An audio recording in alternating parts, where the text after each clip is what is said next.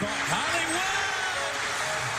Lights, camera, action! Hollywood Brown! CD Lamb still running! Into corner! CD! For the TD! People don't know what it is to be champions. Oklahoma invented it.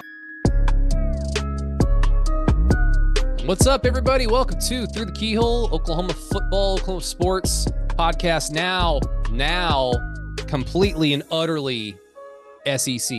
It is here. This is our first podcast as a member of the Southeastern Conference. And so, it's Tuesday.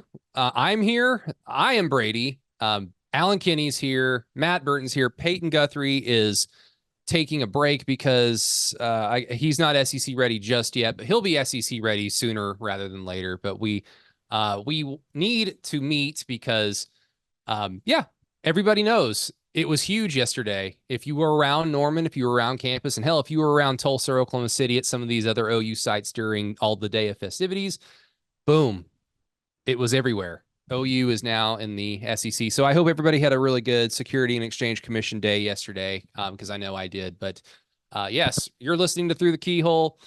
It's the free pod. Everybody, we love you. If you're listening right now, if you haven't done this, please go to Apple Podcast and leave us a 5-star rating and review. We have 179 ratings right now.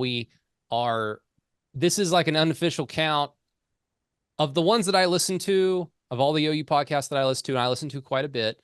We are, I think, the third highest rated podcast behind Gabe and Teddy's, because they're former players, and Sooner Scoop, and they've been around since the dawn of time. So like we are pretty happy to be number 3, but help us keep climbing that ladder. Maybe we can get to 180 by the day's end. So if you haven't done so, Apple Podcasts, Spotify, go give us a 5-star rating or review, whatever they let you do on each podcast platform. We would greatly appreciate that. Keyholepod.com, our free website. Alan's always writing stuff down there that gets a lot of traction. People seem to like what he writes, and it's because it's a lot of smart stuff, and it puts a lot of people straight, which is necessary when you have people are like questioning why Brent Venables got somewhat of a raise and an extension upon his existing contract. He didn't get a 6-year extension to his current contract, as Pete Thamel would have you believe. But we've got keyholepod.com, where you can get a cool Taco Bowl t-shirt, OU Nebraska 1980. I wore that yesterday around campus, and the amount of compliments I got for it, I was very shocked. I was very happy to hear them, and then I directed them to the website. So hopefully people are looking at that t-shirt and saying, yeah, I want me one of those. So go check it out. It takes about 5 or 6 days to get there. I ordered 2, one for me, one for my dad. It only took 5 or 6 days to get to my front door. So go check that out. And of course, the patreon.com/Through the Keyhole. If you are so inclined to help support us here at Through the Keyhole, we would greatly appreciate that. I put out my Monday post on the Patreon page about my silly, stupid fanboy thoughts on OU joining the SEC, but really OU is the club. We're not joining a club. We are the University of Oklahoma. But I'm done talking. Alan, what have you been up to? Oh, like everybody else, celebrating SEC Day, and by that I mean I maybe caught a few minutes of it. I don't mean to not to be a killjoy or anything like that. We've all known that this has been coming for like 3 years, so it's kind of like hey, we're here. Yeah. But it was actually a very big deal, and I thought that the OU did a pretty good job of celebrating it across the state, seeing stuff like having events in Tulsa, things like that. I mean, that's a big deal. That's a good thing, because this is, the state's flagship university and really the state's flagship sports team. And, I thought that they did a good job. I guess the Thunder might have something to say about that, but you guys get my drift. Yeah. And it's a source of state pride. It was a big deal. No doubt. It was, not to toot the institution that I work for's own horn, but yeah, the athletics marketing department, the academic marketing department, not that I was necessarily involved in a lot of what you saw. I had a very, very, very, very minimal role. So I'm not this is not me patting myself on the back, but the people I work with, the people that are much higher up than me, they did an absolutely fantastic job. I had some preconceived fanboy notions about how this was kind of all unnecessary. I don't get this. We're OU. Like, joining the SEC helps. We've talked about all the things that it helps, but we're OU. We can win a national title in the SEC, in the Big 12, in the independent. It doesn't matter. We're OU. But having seen everything that went on, having seen just Oklahoma, the state of Oklahoma, like you said, Alan, was just completely and utterly under the spotlight. Tulsa, Oklahoma City, OU's campus. It looked very beautiful outside on TV. Everything was green. Everything was growing and plush. Holy fuck, was it a curtain of thick, humid heat. Yeah. It was awful. And I spent most of my workday at the Switzer Center for Joe's podcast, or Joe Harris's podcast. And the only time I really was outside was when I walked from the Switzer Center back to my building, which is about a mile on the other side of campus. And I walked by Feinbaum's set, and I just thought, these people, like, bless their hearts. Right? Like, it was awful. ooh. I mean, if you watch the show, you got to see you got to see a little bit of Paul Feinbaum gun show. Even he was hot. He was rolling up the sleeves, Oh, all man. skeletal and shit. It did. Yeah. Paul needs to hit the weight room or something like that. No, he was the whole thing. It did just look hot as hell, though, man. Yeah, for sure. Lot of red and sweaty cheeks and faces Yeah. in the crowd. But we appreciate everybody that went out, had a good time, and had a great showing for Sooner Nation. Burton, Hi. you are T-minus how long until your life's over? Oh, was that 25 days? I think Oh. 25 days. What is that? Is that 2 or I 3 more know. podcasts? Do we have you for 3 more podcasts, or are I you going to be like, think maybe, hey yeah. guys, I'm sorry, I can't podcast this week. I'm busy. Yeah, I think once I sign that marriage contract, then that makes this contract null and void. But yeah, no, it's wedding month, man. It's wedding month. We are the home stretch of it all. A couple things. One, Alan Killjoy would be a really good alter ego for you, Alan. That shit, like, I'm just saying, Alan Kinney turns into Alan Killjoy. That'd be a very fun alter ego. We can And that would workshop. really, it would fit with the feedback I get a lot. It's just- Use the same Twitter profile picture that you use, and just put like an evil mustache on it. Just Photoshop it somewhere. It's like, oh, here comes Killjoy. And we did our show yesterday from the Memorial Stadium. We were right outside the OU football locker room, and I mean, I know that the SEC takes it very seriously and takes the pride of being in the Southeastern Conference very seriously. Holy shit, that logo was everywhere on campus. I took pictures.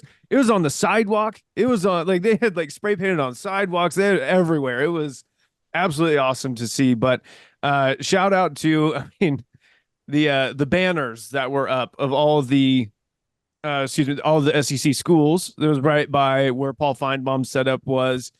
And the fact that the Texas one kept getting knocked over. The wind That's was funny. the wind was just bad in that one spot, I think. Yeah, exactly. None of the other ones got knocked over, but the wind was very bad where the Texas one was. It's a shame. It's absolutely really a shame. Now, I was telling a work buddy of mine, real quick, you guys have seen The Sound of Music? Yes, the movie? Yes. Ish, yeah, kind of. So yeah, like that same thought, Matt, about the logo was everywhere. Right.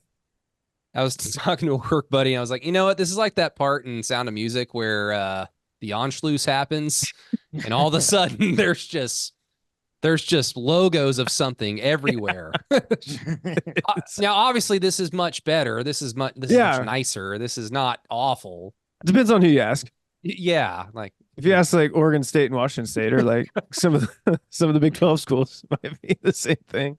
I mean, real quick, if OU and Texas had gone to the Pac-16, are they in the SEC today? Do you think that they would have just seen where it was going and said, yeah, we're going to now switch conferences again?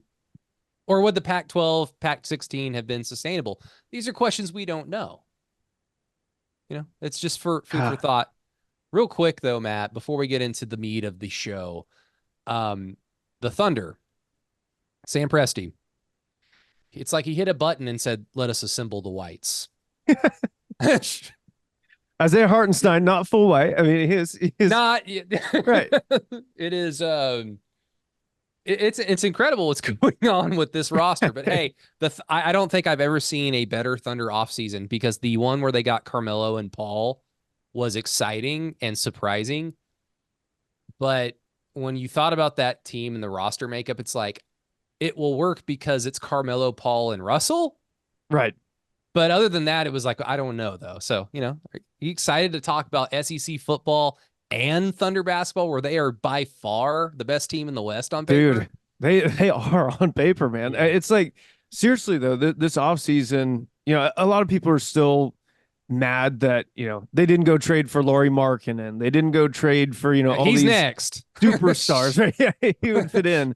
They didn't go trade for all these superstars. And my whole thing this entire time has been, I don't know if that's the route you go, because I think you got two budding superstars on your team outside of Shai Gilgeous-Alexander with Jalen Williams and Chet Holmgren. I think you just let those guys grow and let it all kind of grow naturally, because I think those guys, sky's the limit for both of them. But yeah, I mean, you trade away Josh Giddey, who is your most obvious flaw on offense, especially when it came down to the nitty gritty, right? Whenever it was Western Conference semifinals, I mean, I guess I really missed opportunity not to say nitty gritty there instead of nitty gritty. Really missed opportunity, but is an obvious flaw. I mean, is they were leaving him wide ass open every single time on offense. And to Josh's credit, you got to shoot that. I mean, you get a wide open shot, you got to shoot it. But there was multiple games in that series where he played like 11 minutes, but got up 8 shots in those 11 minutes because they were leaving him wide open from the 3-pointer line. So, you replace that with a guy in Alex Caruso that, has the past 2 years made an all defensive team, first team or second team. And then, I mean, shot 41% from 3 last year. He didn't play in all 82 games or anything like that. Missed some for injury, but all right. So that's one weakness gone and taken care of. The other one obviously was rebounding, where, sometimes even with Chet Holmgren in the lineup, they struggled to get the rebound. They gave up more offensive rebounds per game than anybody in the entire league last year. And, to their credit, they still won 57 games, right? So, I mean, something was working, but that's still a place you just can't do that. You can't give up like 15 offensive rebounds a game and get 6 of your own. Like that's just not sustainable. And, getting a guy like Isaiah Hartenstein, now you had to really overpay him, but that addresses like your biggest need right there. And again, that goes into the category of, it's not my money, so I really don't care like how much they're spending on a certain guy. But, watching Hartenstein too, I mean, I think everyone kind of pigeonholes him as like, oh, he's a traditional center, like he's just a kind of a stiff. He's a goon. Yeah, right. Not really. I mean, he's got some finesse offensively. He's got the little floater push shot that he's made really good. He's a really good passer for a big guy. So, and also, he's very agile for his size. He is. He like is. Chet lumbers around. Like he's smooth with the ball in his hands.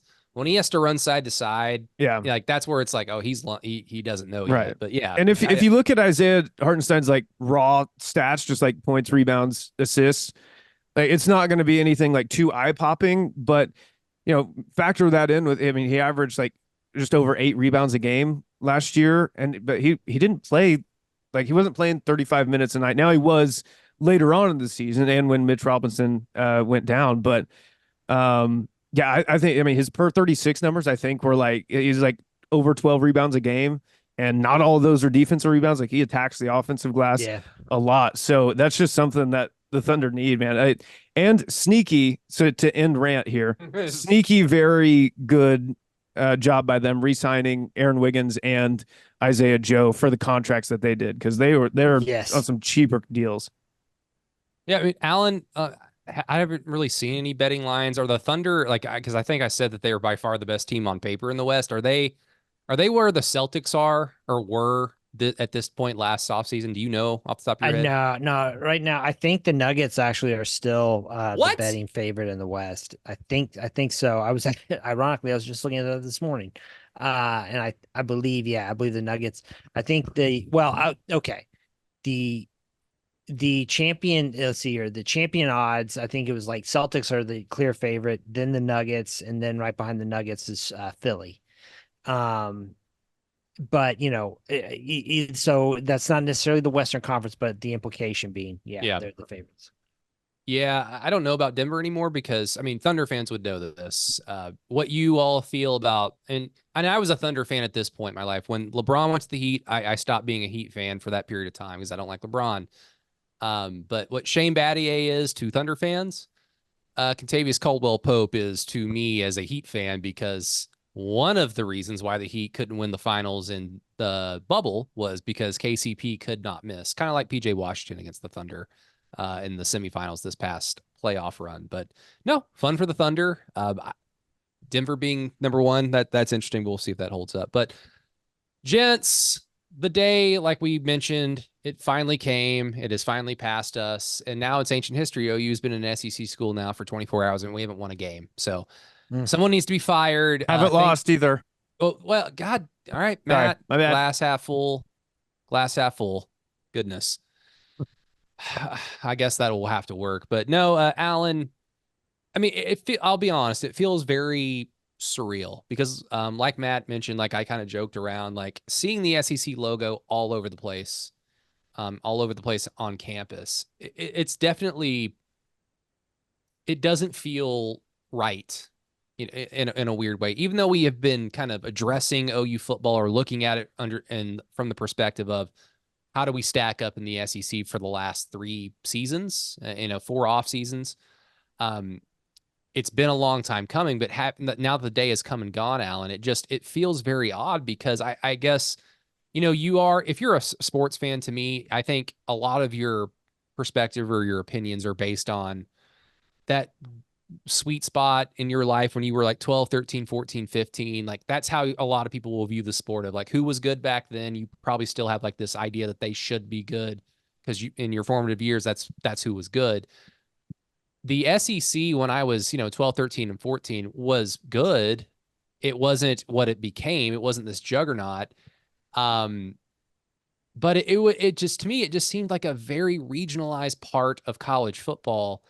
And it felt like a region that Oklahoma just wasn't a part of in this weird way. So now that the day has come and gone, Alan, it doesn't feel real. It feels very odd, but I think as we get closer to football season, maybe that will go away. I think you hit on it when you said that the SEC felt very regionalized to you. That's kind of growing up, my impression of it. I mean, and to be fair, I think you could really say that about all of college football at that point. I mean, Big Ten, SEC, Pac-12. I mean, they all were their own little fiefdoms, and college football has changed so much. Really in the last 2 decades, I'd say, morphing into this more kind of national product, right? And so, the SEC, I mean, really kind of capitalized on that, and I mean, population trends, all of that. I mean, it all kind of coalesced at the same time to, build this super conference. And it doesn't feel like I mean, I've kind of made my thoughts on this known in that, like, I guess I'm sentimental about what college football was and what it has become now. And OU being in the SEC is part of that. It just doesn't feel right to me. And I've also, for better or worse, everybody complained about the Big 12, but OU was a founding member of the Big 12. I mean, OU was one of, the architects of putting together the Big 12 conference. And one of the things that you hit on, Brady, I think in your Monday post, was about how like OU is a club unto itself, right? And that's the one thing, like I was kind of, one other thing that I had kind of a problem with was just like this idea, like, OU needs to be drafting, to use a racing term, drafting off of all these other SEC schools or something like that. But I mean, you look around at where college football is now, and OU belongs in that group. They belong in the upper, on a national stage. When you're stacking OU up against everybody else, they belong in a conference like the SEC. And given OU's history and commitment to football and the passion for the program, all that. I mean, it fits very well, very naturally. It's just for me, it's going to take a lot of getting used to. But I think that in the modern landscape, it's the way it should be. If that makes Yeah. sense. Yeah, no, you're right. And I think really overall it's kind of humbling.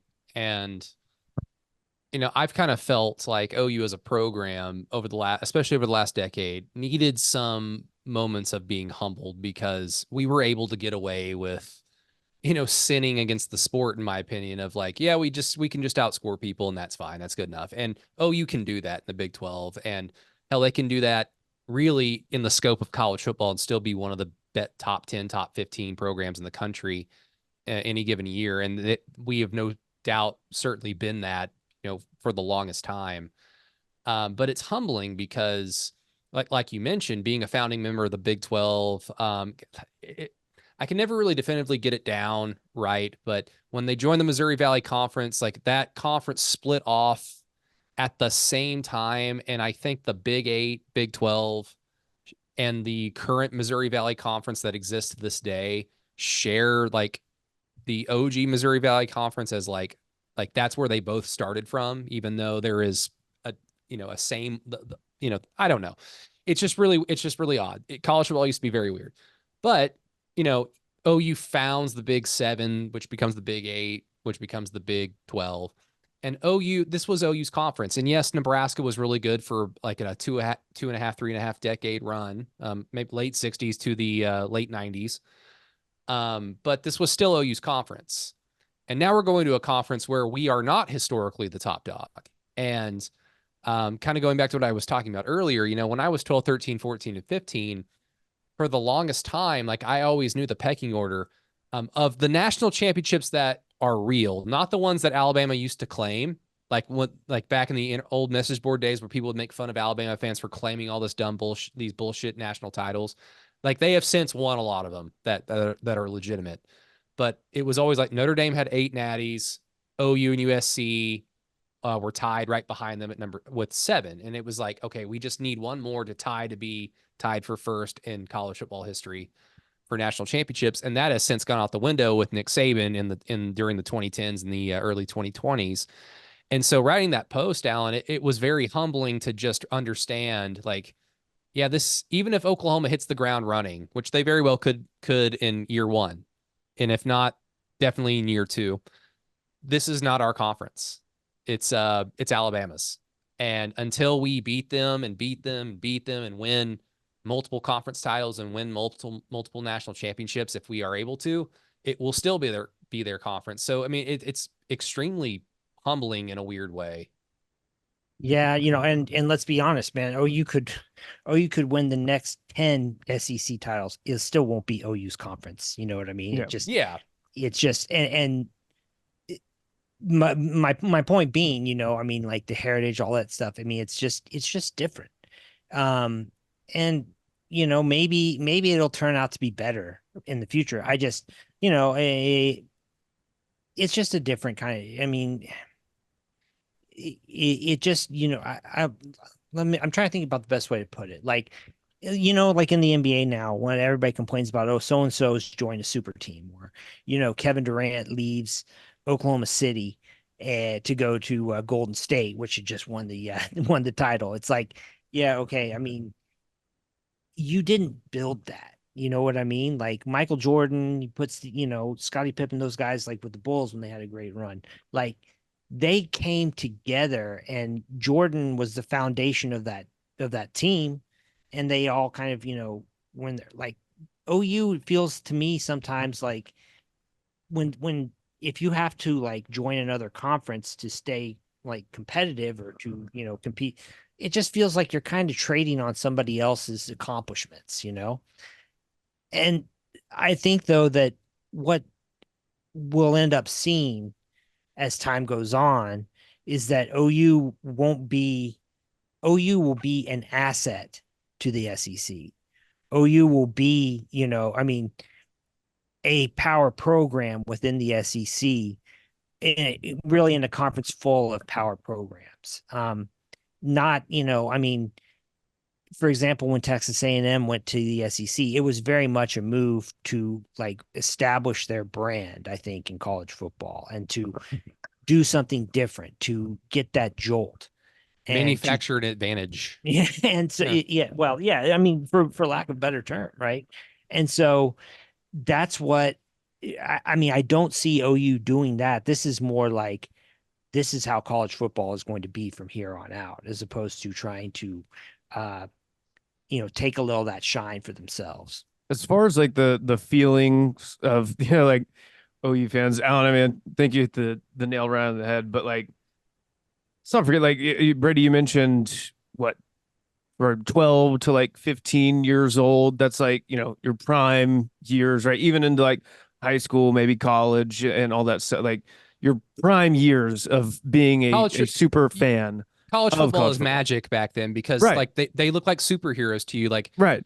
I was just telling my girlfriend yesterday, I remember the moment sitting in the stadium watching Landry Jones out there, and I realized in that moment, these guys are my age. Like, yeah. And then it like that part of my fandom just went away. Right. Yeah, exactly. And I'm that same way now. Like I'm 31 years old. I'm not going to let these 19 or 18 to 22-year-olds determine my day.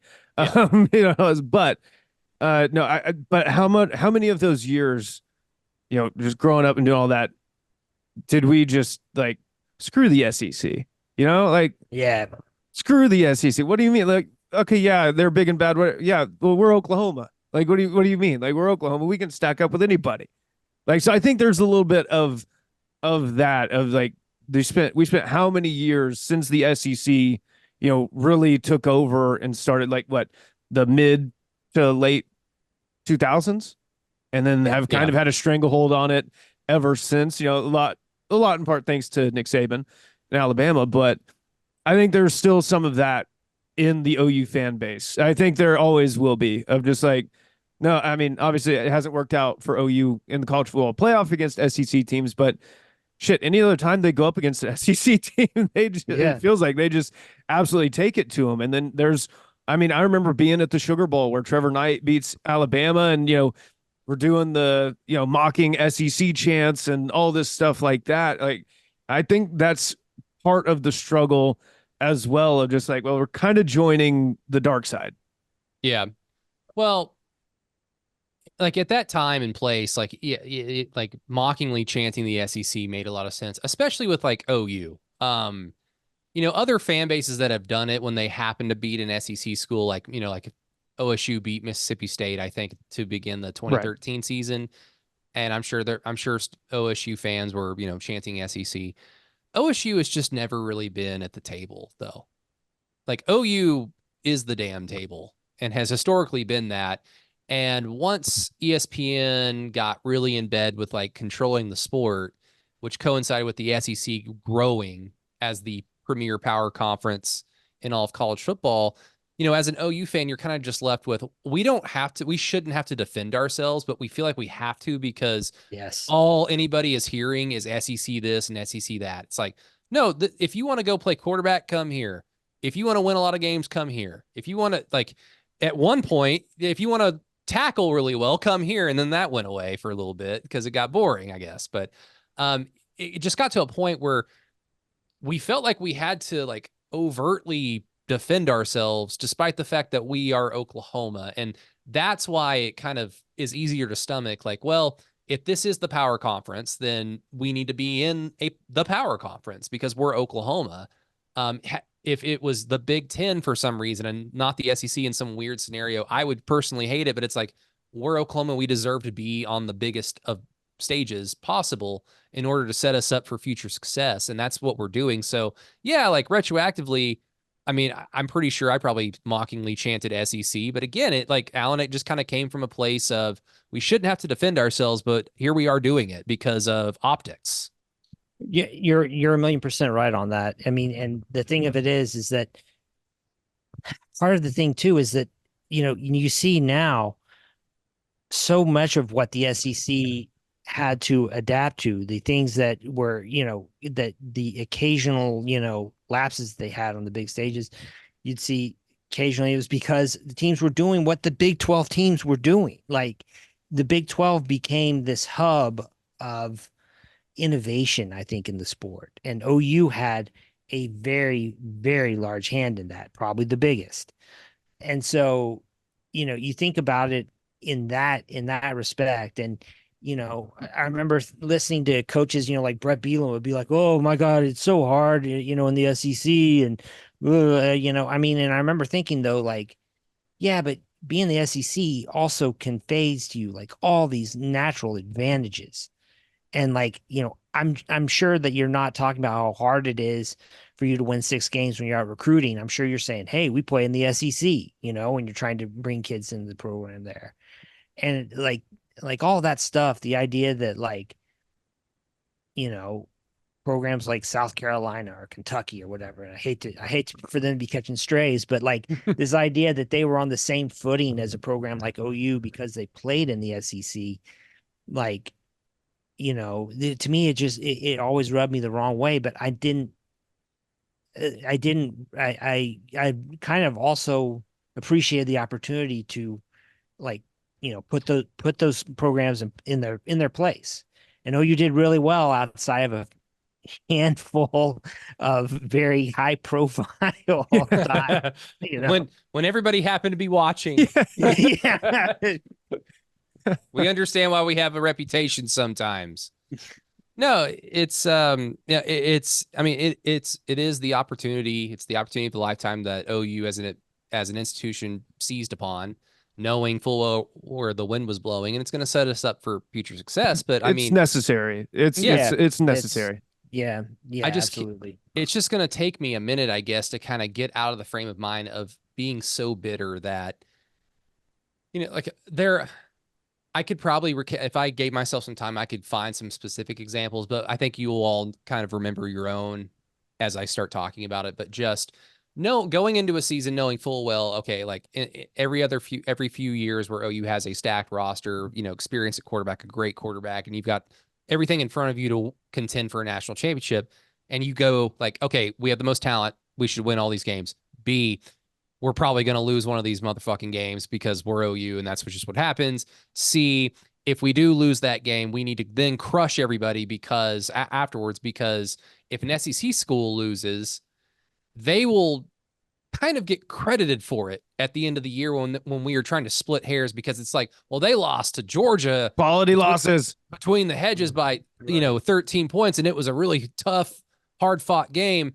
OU lost an awful game that, where nothing they did went right. They were clearly, like, it was not indicative of their season whatsoever. They ended up losing by 2 points on a miracle safety, snap over the head, just a bunch of bullshit. But, I don't like them. And I don't like their conference. So I'm not going to give them any credit. That needs to go away, because obviously we're in the SEC. So we're going to get those benefits of the doubt, I guess. But it's just weird to go from that for the last 15 years to now being a part of that show.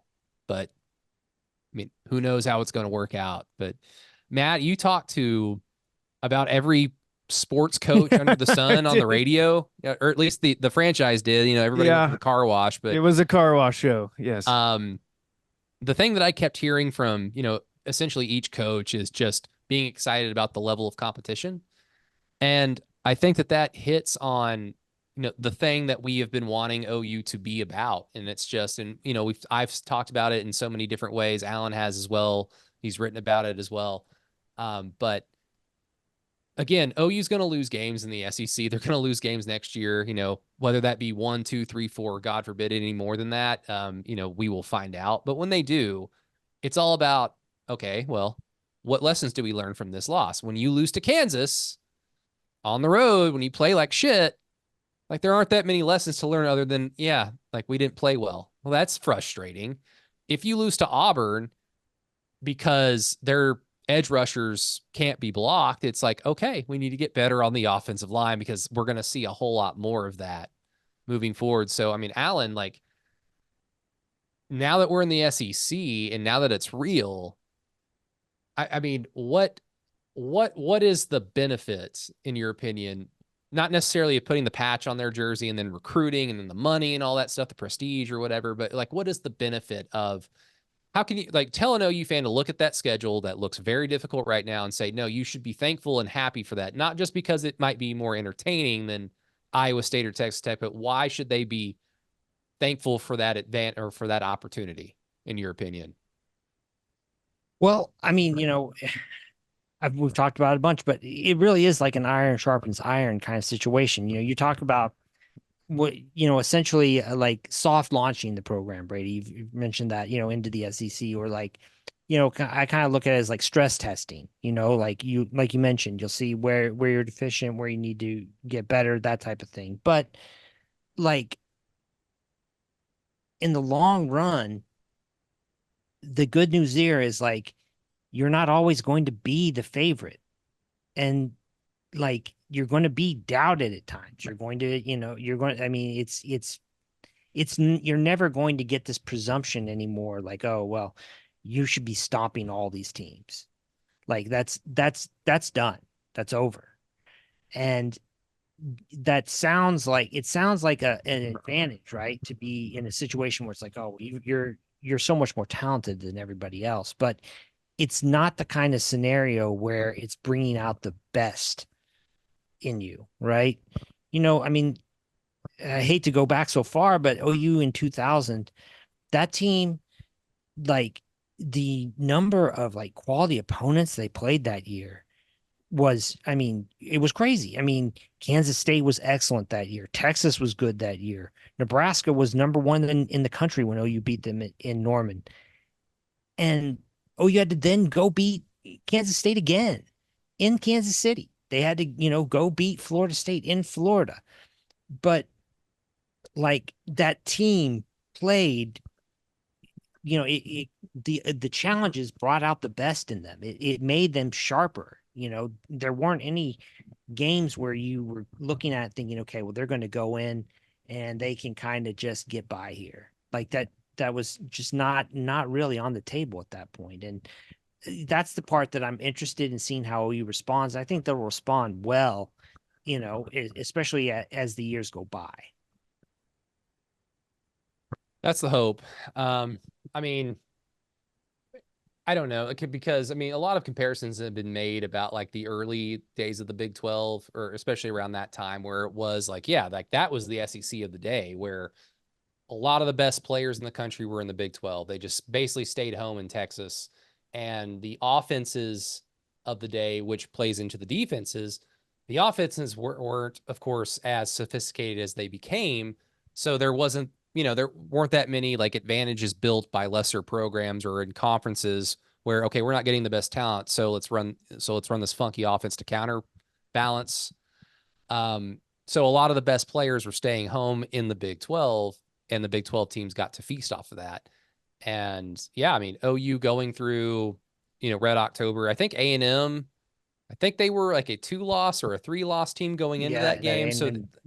That game was nuts. Yeah. So, I mean, they essentially were what they are, which is 8-4, but they're, every once in a while they could be a tough out, like I'll give A&M that. They were a tough out that year. But I mean, that has been the thing that has eluded OU for the longest time, is they've had tough schedules. But it's just been that week in and week out mentality of, can you hold on to this, for 12, 13 weeks on the season? And sometimes injuries get in the way, and other times it's just been the mentality, in my opinion.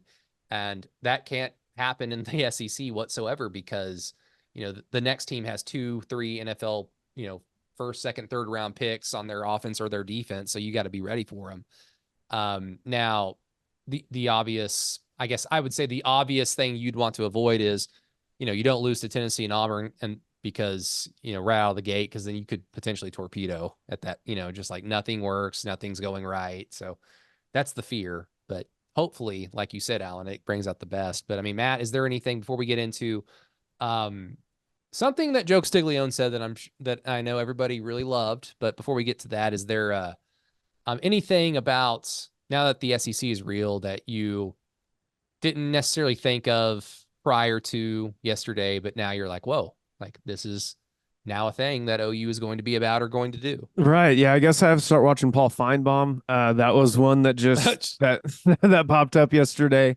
But no, I think um, for me, I'm interested to see, kind of piggybacking off Alan's point. I'm interested to see the fan base, because I really do feel like there's been, I don't know, kind of a getting used to beating Baylor when they come to, Memorial Stadium by 30, right? There's been kind of used to that success and used to success in a big way. And I'm not saying that I don't think OU is going to be successful. I'm not saying that at all, but maybe to the degree that they were, kind of like we're talking about, just playing very talented rosters week in, week out. Whereas, Kansas isn't coming to town, and Iowa State isn't coming to town anymore. Instead, it's a Tennessee and an Alabama and these schools. Is that going to flip for the fan base? Is that going to flip to where it's like, okay, just win? Like, just win, baby. It doesn't matter if the style points, doesn't matter if you win by 55 or 5. You need to win this game, just survive and advance. Because I mean, the SEC fans always call it a gauntlet, and I mean, shit. Looking at the schedule, it definitely looks the part. So I think that's what I'm looking forward to, is just sort of the fan base's reaction to, let's say they do drop one to Auburn, right, or at Auburn, and maybe it's a tough game, but they drop it, right, or they drop one to, hell, I don't know, Ole Miss, right, at the Grove. Like, I want to see the response to that, and if it's going to be level-headed, which I don't think it will be, but I just know the OU fan base. But I really want to see that response, and maybe if there is an adjustment of expectations a little bit. Yeah. I mean, look, there's a path for OU to be great in the SEC. I mean, I know OU fans probably have been thinking about that right now, but just I try to think of it this way. Like, trying to think of like programs when they are at their zenith, when they're at their like at most elite edition of themselves. When Kentucky is at its zenith, it's a 10-win team, maybe, year in, probably just year in, and then they go back down to 6 or 7 wins. Year in and then way out. Yeah, there you go. There you go. LSU is very volatile. They are either the best thing you've ever seen, or they are meh. Just a lot of meh.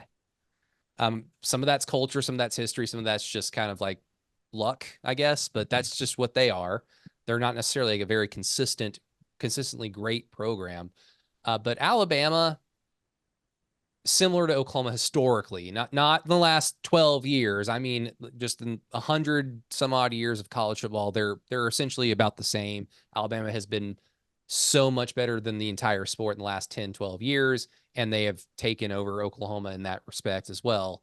But Alabama, when it's at its most elite, wins all their games in the SEC, or they lose one, but they essentially go 12-1 or whatever and win the SEC. So OU is in a similar position in that when they are at their most elite, that's what they do in their conference.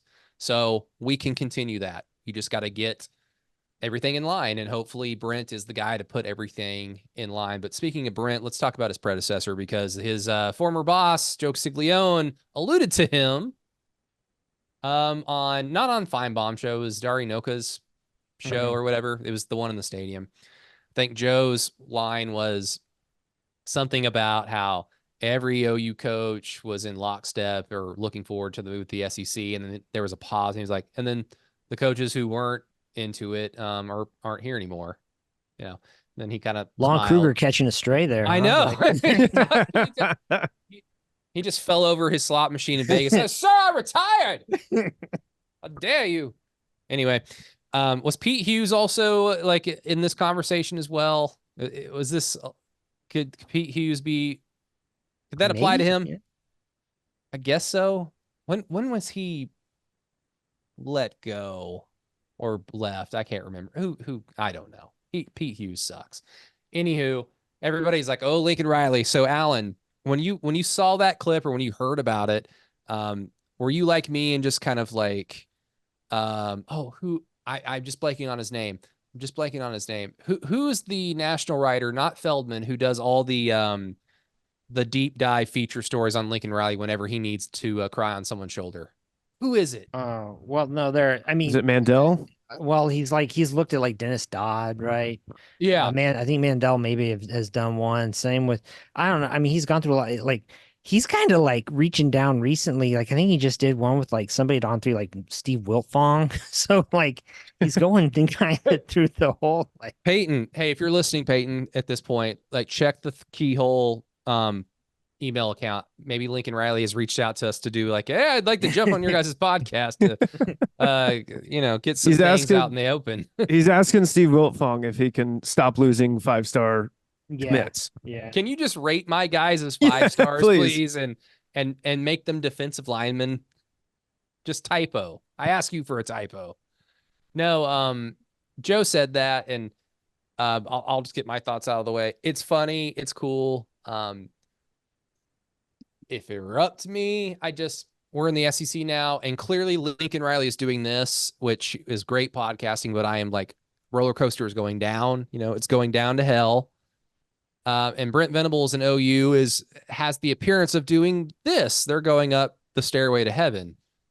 We don't necessarily need to dogpile on Lincoln. He is doing that himself. But Joe can have his fun. I mean, yesterday was a victory lap for him, for Joe Harris, for the University of Oklahoma. If you're going to say something like that, yesterday was the perfect day to do it. But I mean, Alan, you heard that. I mean, similar thoughts, or were you like, no, this is sports. This is fun. Well, I mean, yeah, similar thoughts, but in the end, it is sports. And look, I know the national perception of OU fans and how they feel about Lincoln Riley, and the national perception isn't wrong, right? But one of the things I think that hasn't really been, they're fighting kind of asymmetrically here in the sense that OU's administration has been nothing but like complimentary of Riley. I know that people may not think that. I mean, the closest you got to them knocking him was Bob Stoops saying like OU football, Lincoln Riley didn't build OU football. Well, it's true. But, Riley has taken plenty of opportunities to take pot shots at OU fans. He's taken pot shots at the administration. I mean, how else is Joe Castiglione supposed to take it when he's up there saying like, essentially saying that, his introductory press conference at USC that, USC was the, apotheosis of college football and that they were going to give him everything he needed and he couldn't get that at OU. And, I mean, I think that, for Castiglione to say that, it was very out of character, but also, like finally, kind of, I think saying the way that a lot of people at OU felt about Riley and the way that he conducted himself and through that whole thing. And so, should OU move on? Yeah, sure. But like on this one, I mean, it just, it doesn't bother me at all. Like, and I'm glad that Joe finally got to say what was on his mind, if that's what it was. I mean, we talked about this today, and there's Oklahoma State fans, but just get over it. Like, obviously, good fun, but they were about to be preoccupied with something else, and like in the wee hours of the morning. So, kids, don't drive through more. When will you learn? Well, obviously, don't drive drunk at all because that's dangerous. Right. But if you're gonna speed sober, don't do it anymore. Anyway, go on, Matt. But there's one fan, and again, one listener just saying, from the Oklahoma State perspective, like, oh, well, people leave jobs all the time. Coaches leave jobs all the time, yada, yada. And my thing was this. I said, hey, I know you're an Oklahoma State fan, and I get that. And yeah, people do leave, right? You guys have, gotten lucky. Mike Gundy stayed, however long he has, 20 whatever years. I was like, and yes, you're right. Coaches do move, but not from OU. Like, that does not happen to Oklahoma. I think that's why I was like, at the core of it all, like, that's probably, the main thing that confused me was just like, like, people just don't really leave being the head football coach at OU for anything. And I guess that was hard for him to understand, but that's hey, that's okay. You're an Oklahoma State fan. You can feel however you want to feel, but yeah, I think obviously there was a lot more that played into it, but I think it was just the immediate shock of like, oh shit, someone left being the head coach at the University of Oklahoma? Really? Like that doesn't really make much sense. Yeah, well, and there's another thing that was appropriate about like making that comment on the day that OU entered the SEC. And that was that when Riley left, for some reason, the national narrative around OU became Riley saw that OU isn't ready to make this move, that he doesn't think that they can compete there. And somehow that got interpreted as like gospel nationally, right? And what we really saw, I think, and people are finally picking up on it, is that like, in a lot of ways, like Riley did a lot of great things for OU in the time that he was the head coach and offensive coordinator, but like Riley was working inside the OU structure. OU made Riley a better coach than he has been on his own when he's been having to do that outside at USC. And like for some reason that got flipped on its head that, oh, without Riley, they're going to be dead when they go in the SEC. And it's kind of, I think everybody's starting to realize it's maybe the opposite way around, that OU's getting better. They're more equipped to compete with a different coach.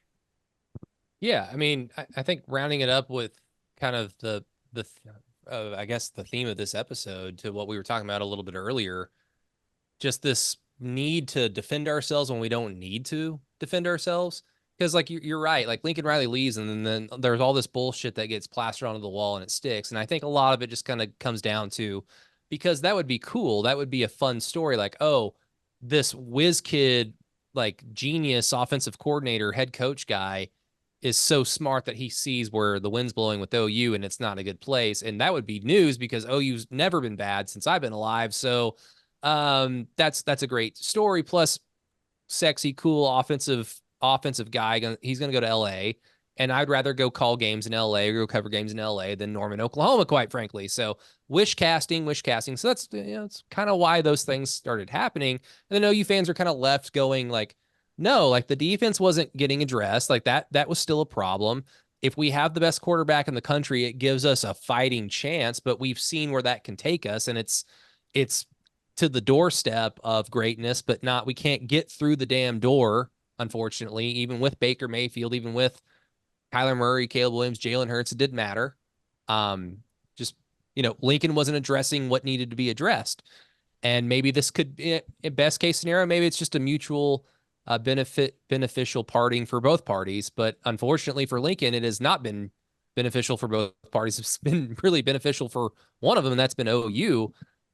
Climbing itself out of a lot of the things that you've written about over the last few weeks, Alan, of just how rotten the program got, like at its core, in terms of like the development, in terms of the recruiting, in terms of the depth and everything that goes into why is Alabama good? Because of all those things were like in lockstep with each other. Because Saban he was the czar of college football. He is never before seen greatness, and he had that thing going like a machine.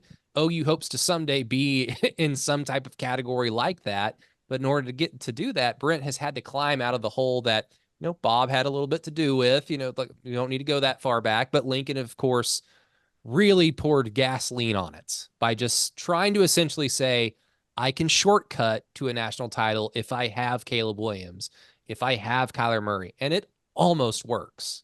It almost worked. Go ahead. Sorry, go ahead. No, I was just saying my whole other thing too about like, oh, Riley didn't think OU could compete in the SEC. Okay, well, if you weren't scared, why didn't you take the LSU job? My question was always why do you not take the LSU job? You can recruit from LSU. You get all those awesome 5-star defensive guys, without leaving your state. They're basically they're born going to LSU basically. So like it's hard to fuck up that recruitment. And then you can have your badass offense there at LSU. So that's where I think, okay, well, maybe he really didn't want to be anywhere near the SEC. My question was always just like, how the fuck would Lincoln Riley know what works in the SEC? Right. Because he doesn't, like, in the 1 or 2 games he'll play them in, like, he doesn't know. He doesn't Yeah, have a damn. exactly. I mean, He doesn't have a damn clue. It was frustrating, but I think OU fans understood, like, time will basically tell the tale. But in the short term, it's like we had this unnecessary need to defend ourselves. And maybe that's just something about Oklahoma. Maybe that's just something about Oklahomans that we will go out of our way to defend ourselves. But in the context of college football, that's where we have this idea of like, we don't need to tell you who we are. You know who we are. And the frustrating thing is when we have to feel like that you do not know. And you know what? There's a lot of unknowing people that have opinions, unfortunately, that have podcasts or that write little stories, get on the internet, whatever. But it is what it is. Lincoln Riley is, like I said, he is going. Miller Moss is not he's No. not saving him. yeah. The other I thing mean- too about having to prove yourself, it's almost like it was almost kind of like a perfect storm, right? The SEC move gets announced, then Lincoln Riley leaves, then OU goes 6-7, and now it's like, oh, everything that OU has ever been in football is now just out the fucking window all of a sudden.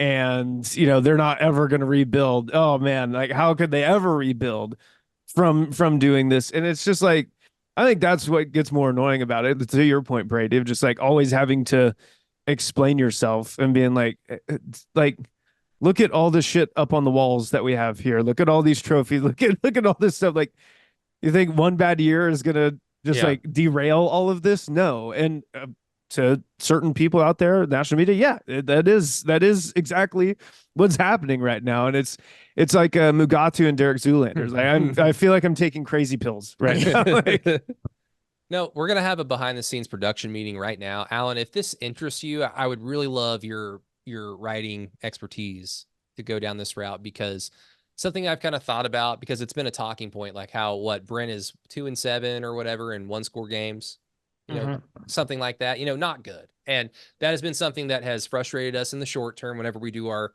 post game pods on patreon.com/through the keyhole. Of course, go check that out if you want extra podcasts. Speaking of, Peyton did a Alabama preview last week, which was really good. Go listen to that if you are a patron. Please go check it out. But something I've been thinking of is in regards to that stat that Brent has had to wear right now in just 2 years of being the head coach here is, yeah, we've had a handful of one-score games that have not gone our way. But I remember 2020, like 2019, 2019 especially, 2020, 2021, definitely. There were a lot of one-score games that OU won. And so it would make sense to me, like visually, of like OU in one-score games, like in the last few years of Lincoln Riley, they were like win, win, win, win, win, win. Then as it gets closer to him leaving, then OU starts to lose them. And then Brent's here, and then they lose more. And then in year 2 of Brent, they lose, OSU and Kansas, and then they win, Texas or whatever the other one-score games were.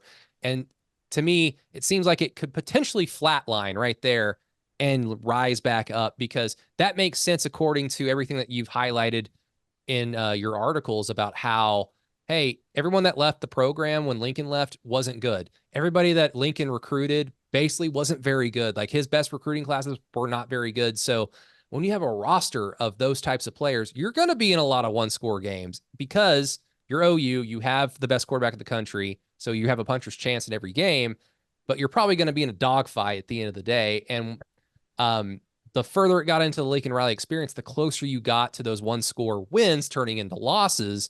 And Brent, just like somebody, whoever the head coach was going to have to eat the rest of that in order to build the program out of where it was to put it back onto the path that we ultimately want to be on. So if that makes sense and interests you, I'd love to see your thoughts on just kind of like, okay, that one-score stat, well, let's go back further and see what that tells us.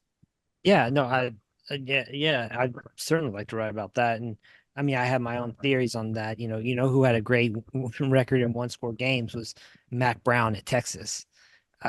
So what was Mac Brown's reputation there? Underachieving or having a lot of talent, but maybe not necessarily being the best coach team. I kind of look at it like it might be that when you're just playing a lot of one-score games, but it's a good question. It's something I'll look at. Yeah. Yeah, I mean, because especially 2021 was such an abomination of a season. I remember we go 8-0 or 9-0 before that Baylor game. 9-0, yeah. Yeah, and I just remember thinking like this team needs to lose. I'm tired of them winning. Like this is a fraudulent. This is the most fraudulent undefeated team this far into the season that I've ever seen. Dude, the And it college was football playoff rankings thought that too. They had them at like yeah. what, 9 or 8 or something. They're like 8 now.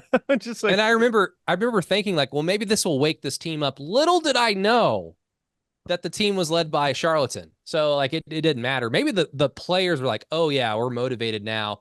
You guys ready? Lincoln, where are you? And then Simmons comes in and is like, oh, he's in His he's dog is sick. it's real Yeah. sad. It's a very bad situation. Pray for Lincoln. Okay, I guess. What are we doing against Baylor? I don't know. Whatever. But yeah, Josie said that. Everybody laughed. Everybody had a good time. And look, again, yesterday was a complete and utter celebration of Oklahoma football, of the state of Oklahoma, everything to do with Oklahoma except for Stillwater. And hell, even today, Tulsa got a big $30 million donation. So boom, like the state of Oklahoma, all up in the news for the good things, except for Ollie Gordon. Fortunately, nobody was hurt. But yeah, yesterday was a complete celebration for Oklahoma. And, it's July 1st. So in a sport that we try to consume 365 days a year, this is the part of the year where there is really very little to consume. And we got an entire day of OU sports. So that can't hurt. And then, I know we don't cover recruiting that much, but OU did get a verbal commitment from Cortez Mills yesterday. Emmett Jones is just an absolute dog on the recruiting trail. It's incredible what he's been able to accomplish. So it's been a great day for Oklahoma football. It's a great day for the future. Gentlemen, any final thoughts before we wrap up our first official SEC podcast? No, man, we hit all the high notes, man. It really was like, like I said, and I think we kind of got across here. As strange as it was also like, wow, this is really something new. Like, and that's something that's important, I think for the fan base especially. do you want to do the chant or? Absolutely not. I'll never do it. I'll never do it. Zero. No, well, real quick, Alan. I mean, how different was the Big 12 when that got formed? Do you remember like thinking like, wow, like we're saving the Southwest Conference, or is it a good idea to be conference affiliated with the University of Texas? Playing them every year is great, but we don't have to like wear their baggage or like carry their baggage or anything in the administrative meetings. But like, yeah, I mean, like that was in the middle of such a brutal stretch for OU football. You know what I mean? Like it was something new. Yeah, exactly. But I think that the thing back then was realizing like they're not going to play Nebraska every year. I was going like, to say, please, we don't have to play Nebraska anymore. Yeah. and like at that point in time, it was that wasn't necessarily a bad thing. The way some of those games were going, man. It's like put us in a division with Iowa State and Baylor only, please. Yeah, please like, give us a chance. Everybody has a bad day. No, but yeah, everybody. Not a lot other than the SEC. It's a brave new world out there for Oklahoma football, Oklahoma sports. But Skip Johnson has been retained since we've last spoken, so that's great for OU baseball. I like Skip Johnson. I know there are a lot of OU fans out there that are still like, I don't know if he's exactly awesome. And that's fair. That's a fair question to ask. But I think the important thing is we have some momentum for the baseball program going into the absolute slaughterhouse that is the SEC for baseball. So, I mean, if OU baseball is going to have any success, retaining Skip Johnson is going to it's going to go a long way in ensuring that could be a thing. So that's great. Porter Moser, bless his heart, he was on the show yesterday as well. We're all rooting for you, man. Like, please do something. But yeah, Brent stole the show. Patty stole the show. Jenny Branchek stole the show. We're all excited. But yeah, for Peyton Guthrie, who, again, not necessarily SEC ready just yet, but will be SEC ready, no doubt, next week, coming at you hot and ready. So we look forward to that. But for Peyton Guthrie, for Mr. Alan Kinney, for Mr. Matt Burton, I'm Brady Trantham. Everybody, thank you so much for listening to Through the Keyhole. Until next time, Boomer. Sooner.